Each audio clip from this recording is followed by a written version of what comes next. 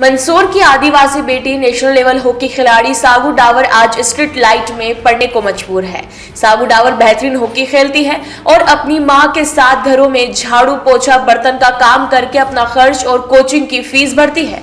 दरअसल सागू का परिवार पिछले 35 सालों से एक सरकारी जमीन पर अपना झोपड़ा बनाकर रहता आ रहा है। 18 साल के सागू के पिता की मौत हो चुकी है। एक बड़ा भाई जो कमाने वाला था, उसकी भी मौत 2 साल पहले करंट लगने से हो गई थी। मंदसौर में अतिक्रमण हटाने की मुहिम के चलते इस परिवार को भी सरकारी नोटिस मिला था, जिसमें तहसीलदार द्वारा कहा गया था कि 7 दिन के अंदर ये लोग अपनी व्यवस्था कहीं और जमा ले, लेकिन एक दिन बाद ही इनके घर की लाइट विद्युत मंडल द्वारा काट दी गई और अब हालात ये है कि पूरा परिवार अंधेरे में बैठा है। सागू की 12वीं की बोर्ड एग्जाम 19 नवंबर से शुरू हो रही है, लेकिन वो बिना लाइट के अंधेरे में पढ़ाई कैसे करे। उसने फिर भी हिम्मत नहीं हारी और पास ही लगी स्ट्रीट लाइट के नीचे ही कुर्सी लगाकर पढ़ने बैठ गई। अब प्रशासन का बर्ताव उसके साथ चाहे जैसा भी हो, लेकिन वो किसी भी हाल में अपनी पढ़ाई रोकना नहीं चाहती है। सर, मेरा नाम सागू डावर है। मैं कक्षा 12वीं में पढ़ती हूँ और मैं नेशनल लेवल की हॉकी में नेशनल लेवल तक खेल चुकी हूँ कई बार। और मेरे घर में ये परेशानी आ रही, कल तहसीलदार वगैरह आए थे, जो उन्होंने नोटिस दे के गए वो लोग के 7 दिन में झोपड़ा हटा लेना, तो हम कहीं ना कहीं व्यवस्था कर लेते हैं। पर आज आए थे तो आज ना बिजली कनेक्शन काट के चल गए और मेरी 19 नवंबर से मेरी एग्ज़ाम स्टार्ट होने वाली है, तो उस कारण मैं पढ़ाई कैसे करूं सर। मेरी पढ़ाई में बहुत परेशानी आ रही है, बोर्ड एग्ज़ाम 12th की सर, उस कारण मेरी पढ़ाई रुकी है और अभी मुझे यहाँ बैठ के ठंड के दिनों में मुझे यहाँ बैठ के पढ़ाई करनी पड़ रही है। और जो भी अधिकारी आते बड़े बड़े वो नोटिस देख के चले जाते हैं, मेरी कोई हेल्प करने के लिए कोई तैयार नहीं हो रहा है सर। मेरा कहना ये है कि मैं मंदसौर का नाम आगे बढ़ाना चाहती हूँ, पर मेरी मदद के लिए कोई भी आगे नहीं आता है सर। हमारा जो घर है, प्लाट लिया था हमने 1.5 लाख रुपए में, उसमें काम अधूरा पड़ा है सर। और जिस सरपंच से लिया था उनको फ़ोन लगाया तो उन्होंने फ़ोन नहीं उठाया सर। वहाँ पे रहने की व्यवस्था भी कुछ भी नहीं है। हाँ सर, वो पैसे देना उनको, ठेकेदार वगैरह को पैसे भी नहीं हमारे पास, तो अब हम ऐसी स्थिति में कहाँ जाए सर। मैं सुबह स्कूल जाती हूँ और स्कूल के आने के बाद थोड़ा बहुत काम रहता है झाड़ू पोछे का, मैं झाड़ू पोछा बर्तन करने जाती हूँ। उसके बाद मेरी कोचिंग रहती है, कोचिंग से आने के बाद मैं 2 घंटे प्रैक्टिस करती हूँ हॉकी की सर। उसके बाद आने से 7 बजे आती हूँ, मैं फिर वापस पढ़ाई करती हूँ। शाम को बर्तन मारने जाती हूँ सर मैं। सर हाँ, मैं 3 गाड़ियाँ भी साफ़ करती हूँ, जो मुझे 1500 रुपये मिलते मंथ के, जो मेरे पेट्रोल और डीजल के काम आ जाते सर, खर्च पानी के काम आ जाते। हाँ, मम्मी वगैरह सपोर्ट करते सर।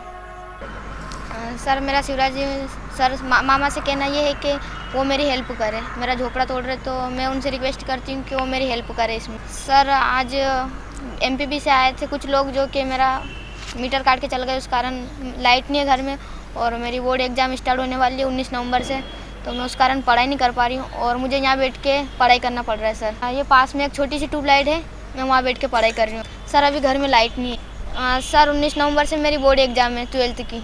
हाँ सर, मैं यहाँ पास में रहती हूँ, मेरा झोपड़ा है ये, और मैं हॉकी खेलती हूँ और हॉकी में कई जगह जा चुकी हूँ नेशनल लेवल पे, और मेरी मदद करने के लिए कोई भी तैयार नहीं होता है। जो भी आता है वो मुझे नोटिस दे के चल जाता है, झोपड़ा उठाओ झोपड़ा उठाओ।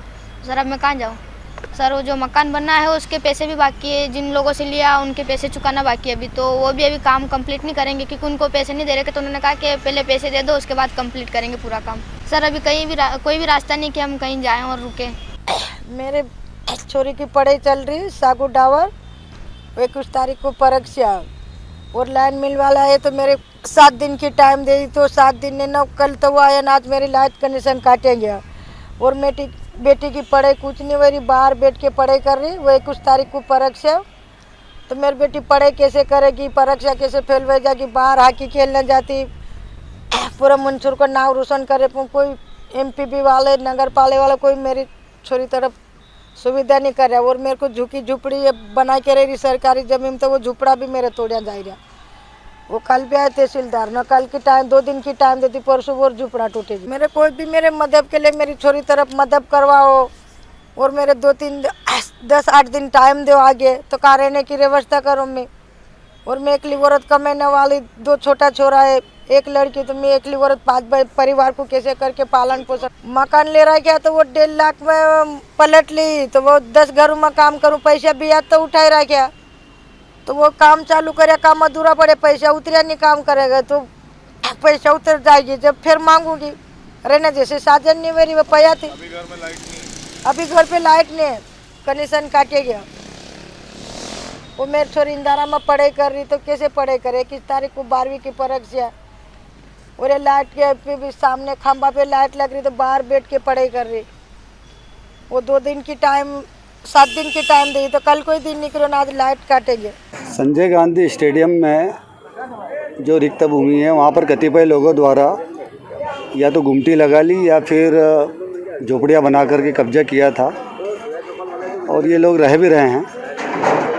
इन्हें नियमानुसार नोटिस दिए गए हैं और हटने के लिए कहा गया है। इनमें से कुछ के मकान भी बने हुए हैं कहीं पर, इन्हें वहाँ पर जाने के लिए कहा गया है और नियमानुसार इनको हटाने की कार्रवाई की जा रही है। जहाँ जिनके मकान है तो मकान में चले जाएंगे, जिनके पास यदि कोई व्यवस्था नहीं है तो उनकी वैकल्पिक व्यवस्था की जाएगी और अन्य सुविधाएं जो भी शासन दे सकता है वो देंगे। मानवीय आधार पर जो भी हम सहायता कर सकते हैं पूरी करेंगे। मंदसौर से ललित शंकर धाकड़ की ये रिपोर्ट।